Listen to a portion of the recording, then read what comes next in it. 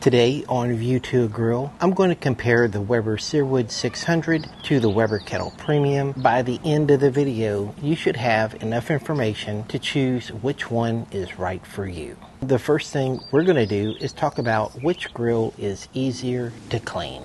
Let's start off with the Weber Searwood 600. The Weber Searwood 600 has a recommended cleaning routine before every use. As you can see, the Weber Searwood 600 can get disgustingly greasy. The little scraper they give you to clean with is not practical. And then if you choose to use a towel to really get in there, it can get messy and is not fun. And then one day while I was baking, I noticed something very interesting. Look how dry those grill grates are. I grabbed my brush and started brushing, and that made it easy to clean. A few days later, after smoking some brisket and chicken halves, I saw that I had a very dirty grill. Everything was burnt on and nasty. I decided to see if a self-cleaning mode could really work. I set the Weber Searwood 600 to 600. I then waited for it to come up to 600 degrees, and then I let it sit there and run for 20 minutes. When it was done running, I put it into shutdown mode and let that run to completion, and just started brushing away all of that grease that dried up. Everything was easy to clean, even that nasty flavorizer bar. I could remove all of that material by scraping it with just my fingertip. Anything that was burnt on, caked on, burned pellets, everything just brushed off. This whole process took about an hour. Lately, I've even worked this into my routine where I will do this self-cleaning after a cook and then just brush away everything before my next cook. Now let's talk about my every use cleaning routine for the Weber Premium. I will typically do this before every cook. First, I'll remove the grill grates. Since I'll reuse my unburnt charcoal, I'll shake the ash off the old charcoal. And when I'm done, I'll have some good usable charcoal left. Now next, I can remove everything else out of the kettle and sweep all the ash to the bottom of the bowl. Now I can clear out the ash from the bottom into the ash pan and discard. We can then put everything back together with the grill grate. With the grill grate back on, I'll go ahead and start cleaning the grill grates with CitraSafe, because CitraSafe is what I actually use. All we have to do is spray the grill grates and then let them sit for a minute or two. And you can see that it doesn't take long for it to start loosening up that grease. After a minute or two, I'll get my scrub brush and scrub away everything on the grill grates, and then I'll just use a towel for anything that remains. And take a look at the towel. Nothing on that towel makes your food taste better. This process takes about 10 minutes or less. So clearly, in my view, the Weber Kettle is easier to clean. Now let's talk about which grill is easier to set up for smoking.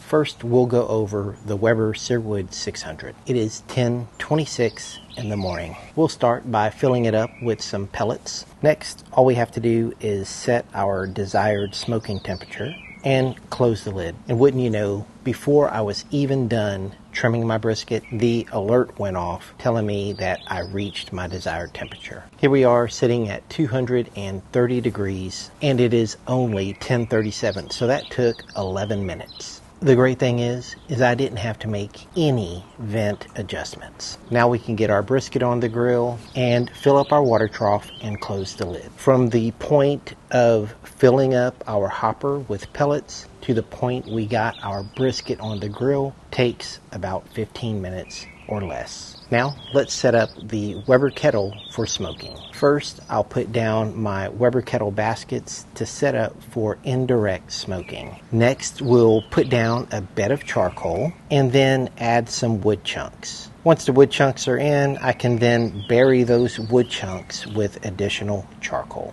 take out some charcoal, place it in a chimney starter so we can light it up. And then I'll add a water pan / drip pan to the indirect side. And now I'll just start the fire under that chimney starter. For this amount of charcoal, it takes about 15 minutes before it's going to be ready. Once it's ready, I'll place that lit charcoal in the same place where I removed it in the Weber kettle. When smoking on your Weber kettle, you're going to have to monitor the temperature while you bring it up to temperature. That's going to require you to stay near your Weber kettle. You're going to need to make vent adjustments, and to get it up to temperature, this is going to take you 20 to 30 minutes depending on your conditions. This whole process from baskets down to brisket on takes about 45 minutes to an hour. But Johnny, you took the Weber kettle all the way to 275 degrees, and that is because I believe that the Weber kettle, its cruising temperature is about 275 degrees for smoking. And my opinion is the Weber Searwood 600 is easier to set up for smoking. Which grill is easier to set up for grilling? First, let's set up the Weber Searwood 600. To grill on the Weber Searwood 600, you're going to have to use manual mode. Manual mode 6 is a good temperature to do that on. All we have to do is wait for it to reach our desired temperature, and we're ready. Easy stuff. Now let's set up the Weber kettle for grilling. Now I always go with 2-zone grilling, and I use a slow and sear to set that up. All we need to do is fill our chimney starter with charcoal and light the fire starter. Now we'll get our full chimney starter right on top of the fire starter, and this usually takes about 20 minutes before the fire is ready to use. When the fire is ready to use, we'll get that into our Weber kettle, move the lit charcoal around for even heat distribution, and then set our grill grate on. We can now close the lid, make sure our vents are open, and then clear out any ash that might be disrupting our airflow. Now we have to let it preheat for about 5 minutes, and this whole process is going to take you 35 to 40 minutes. That's a big difference. In my opinion, the Weber Searwood is easier to set up for grilling. Now let's talk about which grill is easier to use for smoking. First, let's talk about the Weber Searwood 600. When using the Weber Searwood 600, you're still going to have to do all of those things you typically do when smoking meat. You're still going to need to spritz every 45 minutes to an hour, and if you choose to wrap, you're still going to need to wrap.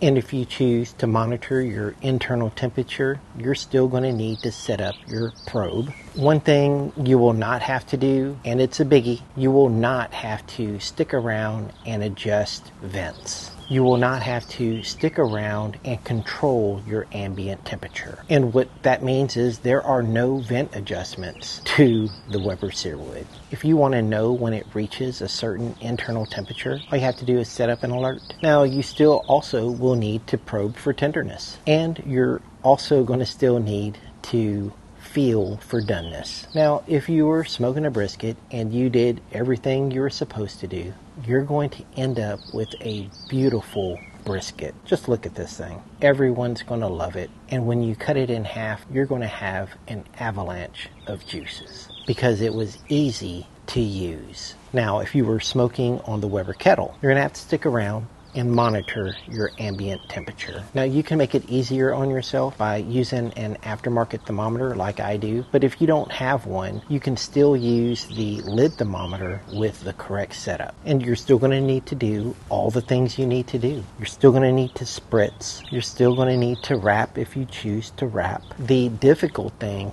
is you're going to have to be there to monitor temperature spikes and mitigate that with vent adjustments. Now, you're still going to need to probe for tenderness and feel for tenderness. And when you're done, you're going to have a very tasty brisket with great results. Now, we can argue about flavor, but ease of use is definitely the Searwood 600. Now, which grill grills better? Now, I want to make sure we're comparing apples to apples, so I'm going to use the same kind of chicken breast for both demonstrations. Now we've already done the setup for both, but let me show you the Searwood 600 first. Now we've already reached our temperature, so let me go ahead and get the chicken on. And what I like to do when grilling chicken is set a timer for 3 minutes. Once that 3 minutes is over, I'll then open the lid and turn and rotate the chicken. I'll set another timer for 3 minutes, and when that timer is over, I'll then flip my chicken. Set another timer for 3 minutes, and this is when I like to check the internal temperature of the chicken. And that temperature check is for me so I know how long to set the last timer. And in this case,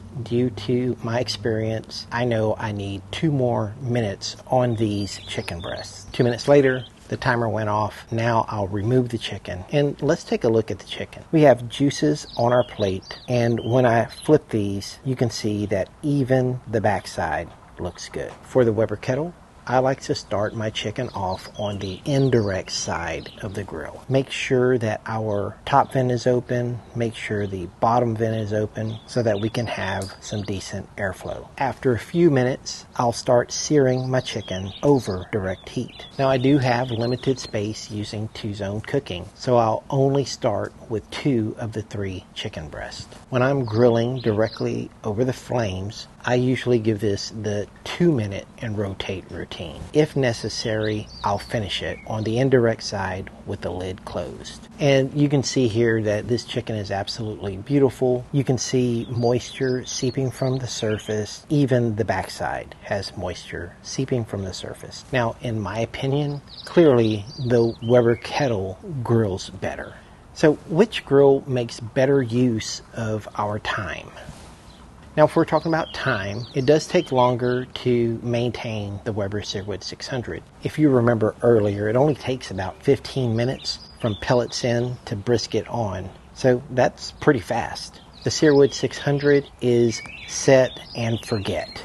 All you have to do is wait to hit your desired temperatures, then start cooking. If you want to be reminded of something, all you have to do is set an alert. Your phone is going to chime when you hit that desired temperature. And if you want to be reminded of something else, set another alert. Easy stuff. If you need to go somewhere, well, go somewhere because you can monitor everything from your phone. If you don't know how to cook something, the Weber Connect app has a recipe and all the steps you need to go through to achieve a great result using that recipe. For the Weber Kettle, this whole process from baskets in to brisket on, well, it takes a lot longer, 45 minutes to an hour. You also cannot go anywhere. You're going to need to stick around and make vent adjustments. Even if you make it easier on yourself by having an aftermarket thermometer, you're still going to need to stick around. Once you learn how to use that Weber Kettle, you're going to achieve some really great results with great flavor. The worst thing about the Weber Kettle is you're going to need to stick around making those vent adjustments, so cancel all other plans. So in my opinion,